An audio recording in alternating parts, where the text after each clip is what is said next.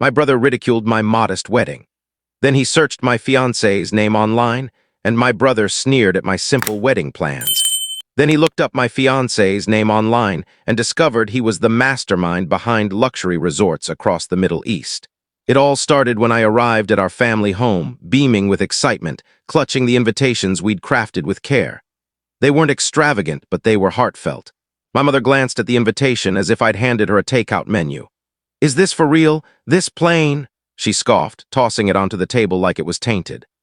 "Oh, how tragic," my brother chimed in, snatching the invitation and waving it at his girlfriend, barely stifling his laughter. "Check this out, my sister's big wedding venue." His girlfriend pressed her hand to her mouth, feigning pity. "Oh, that's so sad." My father didn't even bother to turn around. "Don't expect me to show up and embarrass myself," he grunted. "But Dad," I started. "No buts, that's not a wedding, it's a backyard barbecue." Just then, my aunt waltzed in, as if the universe had summoned her to pile on the mockery. "What's this about?" she asked. "The girl's pathetic little wedding," my mother muttered, spitting out the word wedding like it was an insult. "Oh, I heard about it from my friend," my aunt said. "She says it's such a shame she's settling for so little." My brother let out a loud cackle. "People will think we're broke or something worse." Deep down, I knew this was coming. I hadn't expected applause, but hearing their raw, unfiltered disdain felt like a punch delivered in slow motion. Something inside me cracked, or maybe it solidified, as I tucked the crumpled invitation away. They'd see who was throwing a pathetic wedding. That night, I couldn't sleep. Their words looped in my head like a bitter song, but it wasn't just their comments from that afternoon. It was the final note in a cruel symphony I'd grown up hearing. Sitting in the dark kitchen, the sting of their rejection blended into a montage of old wounds. I was 19 when I introduced my first boyfriend, a kind-hearted mechanic working his way through college. I still remember my mother's icy stare and her later remark, "Sweetheart, love is cute, but it doesn't cover the bills at a garage. Aim higher." At 23, when I told my father I was abandoning the law degree he'd chosen for me to chase my passion for graphic design, he didn't even look up. "All that money on your education and you're doodling for a living? What a letdown."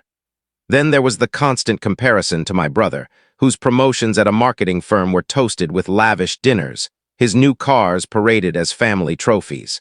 When I sold my first artwork to a small gallery, my brother quipped at Christmas dinner, "Well, it might cover your rent. There's a hierarchy to everything, right?" A phrase he'd used just days before. It was always the same.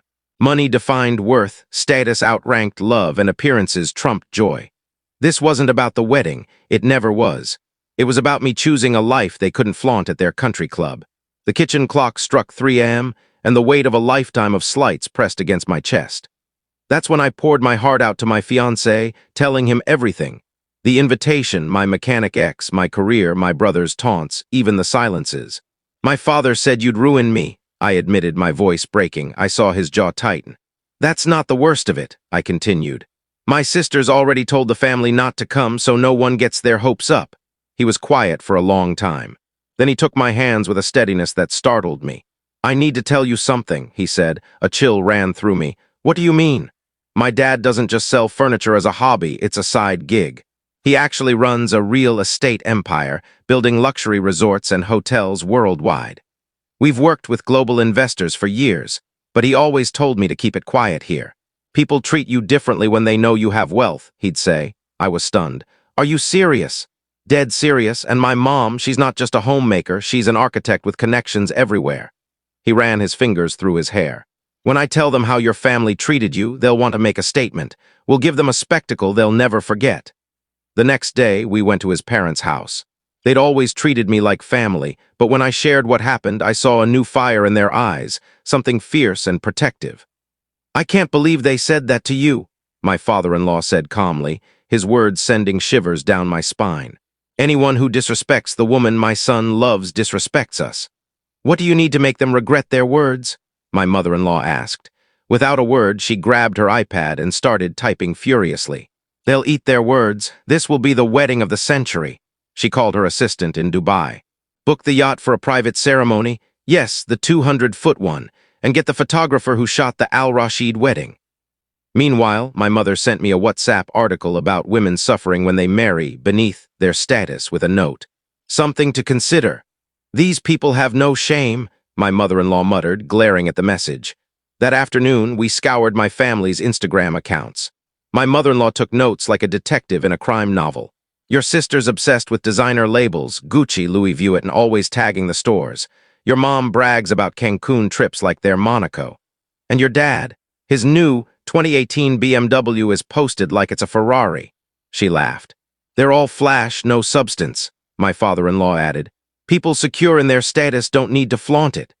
My mother-in-law created a private Instagram account, adding 3 distant cousins and 2 colleagues. The gossip has to spread organically, she explained. Too many followers and it'll look staged. 3 days later, my brother posted photos from a weekend at a mid-tier resort, captioning it, savoring the finer things. There's a hierarchy to everything. Did you see this? I asked my mother-in-law, showing her the post. Perfect, they're thinking about us. We bought a Hermes bag and a Rolex watch for a test. My mother-in-law snapped casual photos of me at a high-end cafe and posted them to our private account with the caption, "Coffee breaks before the big plans." The next day, my cousin commented, "Gorgeous bag." That night, my aunt texted, "Darling, I hear you're splurging. Shouldn't you save for a house?" My mother-in-law roared with laughter. The gossips hit their group chat. I bet they're obsessing over your extravagant lifestyle. She was right. My cousin later told me someone in the family chat said, "They're blowing money they don't have. They'll be bankrupt by their first anniversary." The bait's working, I told my mother-in-law. Now for the fun part, she replied, handing me her phone. A luxury wedding needs an audience, lots of them. She started making calls in Arabic while my father-in-law spoke in English with someone in Hackett. My fiancé translated snippets.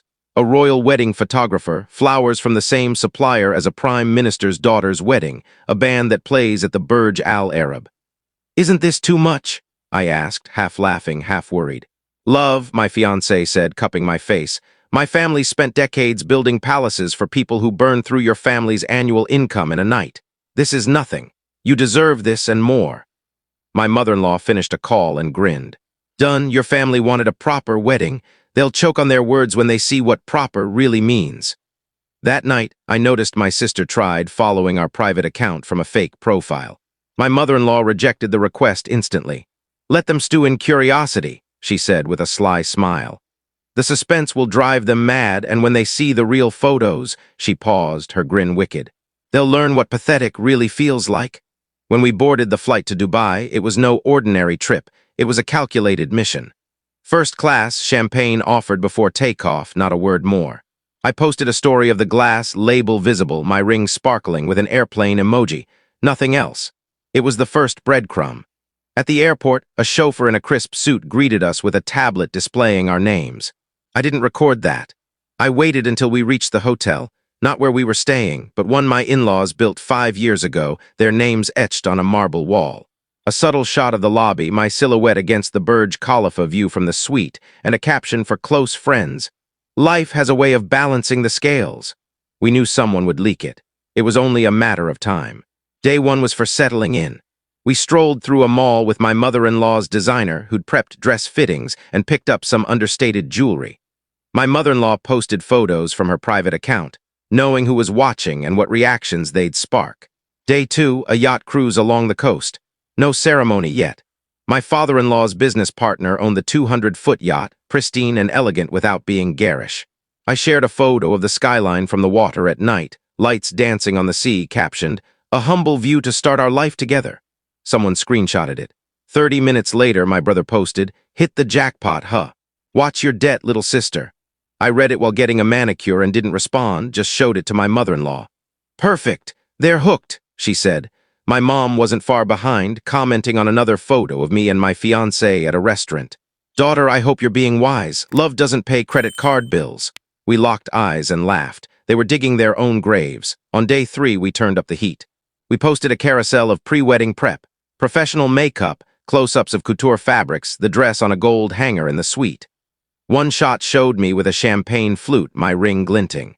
Another captured our hands entwined, his Patek Philippe watch, my ring. The caption was precise. "Marrying the wealthiest man I know in values, heart, and as it happens, everything else. Thank you for showing me what truly matters." A cousin commented, "Is this the same Aiden who supposedly sold furniture?" Another replied, "Dude, Google his full name, I'm floored." Someone did, sharing a Forbes article. "Aiden last name?" the silent force behind luxury hospitality in the Middle East. Another linked his Green Humanity Foundation, which secured multi-million-dollar donations in Geneva. The links flooded the family chat. Screenshots piled up, someone even shared his LinkedIn. Then silence. The chat, once a cesspool of snark and gossip, went quiet for 15 minutes. No emojis, no wow, no congratulations. Just the sound of their egos crumbling in real time. Then came the backpedaling. My mother, brother, and aunt deleted their comments as if erasing them could rewrite history, but there was no undoing it. Day 4, the wedding. The ceremony unfolded on the yacht's deck at dusk. Only a handful of guests, my fiancé's parents, 2 close business associates, and a few trusted friends, each with a curated social media presence and a role in our plan. The wedding was intimate and breathtaking, with no excess but every detail perfect. White flowers, soft live music, a violinist playing as I walked to him, my dress catching the breeze. When we said, "I do," there was no loud cheering, just shared, genuine smiles. The key post came next, a photo on the deck at twilight, me in my gown, him in his suit, embracing under warm lights. Caption: "Thank you for sharing this new chapter with us." It wasn't just a wedding, it was a deeply personal, unforgettable moment. Another photo showed us with his parents, captioned simply, "Endlessly thankful to my new family for making our dream wedding real. Family chooses you." I tagged my father-in-law, whose private profile was already infamous. The panic began. My father texted, "What's all this? Are you shaming us? Where'd you get the money?" My mother, "Why didn't you tell us you were doing this? You excluded us on purpose." My sister left a voicemail I still have. "It's awful that you humiliated us like this. People are asking if we're poor. Is that what you wanted?" I didn't reply. Then came the best part. My parents' friends, who don't even follow me, commented on my posts. "Stunning. I didn't know your daughter married Aiden. Congrats. We attended his hotel opening in Qatar. Wonderful people." Their facade collapsed in front of their own circle. They couldn't pretend to be superior anymore. They looked petty, foolish, and blind. The final blow was a 40-second video. Drone footage sweeping over the yacht's bow, white petals falling as I walked, champagne being poured, our kiss, the night skyline. Perfectly edited, not a second wasted. Views skyrocketed. Then unexpectedly, one of my father's friends shared it on Facebook, writing, "When love and sophistication meet, this happens. Congrats, family," tagging my dad. It was public humiliation at its finest. Their grip on their image slipped away. My family started leaving voicemails. "Sweetie, we need to talk. We could host a party here, right? A casual second celebration." One even said, "Grandma's wondering why she wasn't invited." I watched the notifications roll in. Over tea on the hotel balcony, my mother-in-law summed it up. "Sometimes the best revenge isn't destruction. It's showing them what they lost by being so arrogant." She was right. The masks were off, the truth exposed. I didn't need to say a word. I'd simply revealed the reality they'd always dismissed. They'd buried themselves socially. I just flipped on the spotlight. A week after returning from Dubai, the doorbell rang at 7 p.m. My husband answered. I heard their fake cheer before I saw them, their syrupy tones dripping with insincerity they'd never used with me. "So great to see you, son," my father said, his forced warmth making my stomach turn. "Love, your family's here," my husband called. I descended the stairs and saw them. My father with a pained smile, my mother clutching a luxury gift bag, my brother fidgeting with his keys. Their eyes skimmed over me, locking onto my husband like he was the prize. "We brought a few gifts," my mother said, pulling a Chanel bag from a larger case. "For you, darling," she said, barely glancing at me as if it were a formality.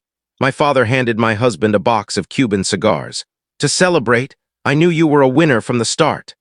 My brother didn't even acknowledge me, his eyes tracking my husband like he was a celebrity. "Sit," my husband said calmly, sending a chill through me.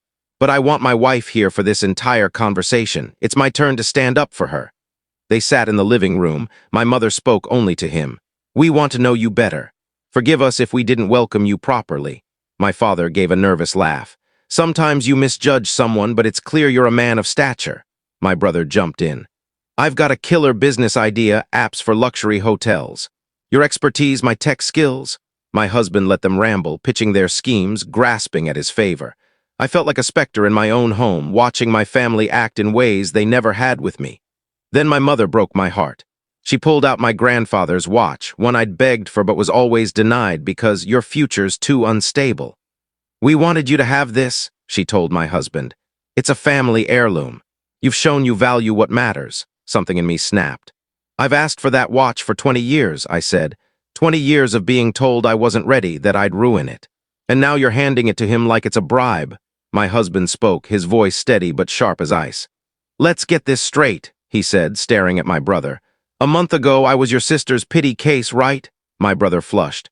That was a mix-up. A mix-up, my husband pressed, leaning forward.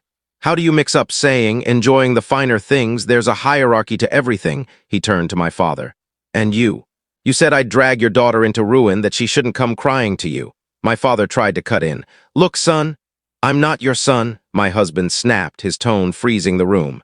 And you, he said to my mother. You called our wedding so shameful it didn't deserve your attendance. My mother stammered. It was a misunderstanding. We were concerned for her. Concerned, my husband said, standing. The most pathetic part, I haven't changed. I'm the same man you met. The only difference is you now know my father's bank account is bigger than yours. The silence was suffocating. Your issue was never my money, he continued. Your issue was that you judged your daughter's worth by the man she married. When you thought that man was poor, you decided she was worthless too. My brother swallowed hard. My father stared at the floor. My mother twisted her hands nervously. You'll never forgive yourselves for this, my husband said, taking my hand. The worst insult wasn't to me, it was to her. You told your own daughter her love was worthless, her happiness embarrassing, her wedding pitiful. An extraordinary woman who loved you without conditions, and you treated her like garbage because you thought she was marrying someone poor. What does that say about you as people? My mother tried to speak. We love her. No, my husband cut her off. You loved her on your terms based on her husband's wealth. That's not love, that's opportunism. He moved to the door. The only family I see here is her.